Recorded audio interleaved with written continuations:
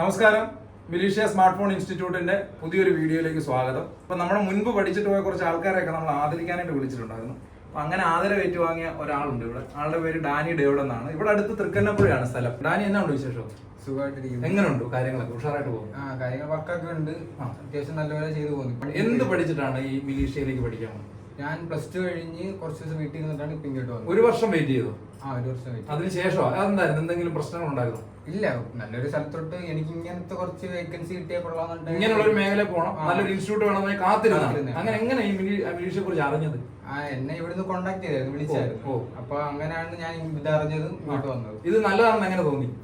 അന്ന് ഇവിടെ വന്നു സാറിനെ കണ്ടു, അങ്ങനെ ഇതെല്ലാം അറിഞ്ഞപ്പോ ഇവിടെ നിൽക്കാൻ തോന്നി. ഇവിടെ പഠിച്ച കാലഘട്ടത്തിൽ എന്തായിരുന്നു ഇവിടുത്തെ ഒരു പ്രത്യേകതകൾ എന്തൊക്കെ? എല്ലാം മനസ്സിലാവുന്നുണ്ട് പഠിപ്പിക്കുന്നതൊക്കെ. അപ്പൊ അതൊക്കെ കാരണമാണ് പ്രാക്ടിക്കലൊക്കെ നന്നായിട്ട് ചെയ്യാൻ പറ്റുന്നുണ്ട്. അപ്പൊ ഇവിടുന്ന് പഠിച്ചു കഴിഞ്ഞിട്ട് പിന്നെ ട്രെയിനിങ്ങിന് വേണ്ടി അങ്ങോട്ടാണ് പോയത്?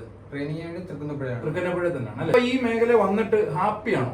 ഹാപ്പിയാണ്. ഈ മേഖലയുടെ പ്രത്യേകത എന്തൊക്കെയാണ്? നിങ്ങൾ മറ്റു മേഖലകളെ അപേക്ഷിച്ച് നോക്കുമ്പോൾ പ്രത്യേകത പ്രത്യേകതകള് നമ്മളധികം ഒരുപാട് ഹാർഡ് വർക്ക് ഇല്ല. നമുക്ക് ഇരുന്ന് ചെയ്യാൻ പറ്റും. പക്ഷെ അതിനൊരു സ്കില്ല് വേണം. വേണം.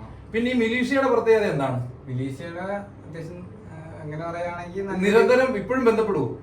ഇപ്പോഴും കണക്ഷൻ ഉണ്ടല്ലോ, പഠിപ്പിച്ചങ്ങ് വീഴുവല്ല, ഉത്തരവാദിത്വം ഉണ്ട്. ഇപ്പൊ എന്തായാലും മുന്നോട്ടുള്ള കാര്യങ്ങൾക്ക് ഞങ്ങളുടെ ഭാഗത്തുള്ള എല്ലാ പിന്തുണയുണ്ട്. എല്ലാവിധ ആശംസകളും നേരുന്നു.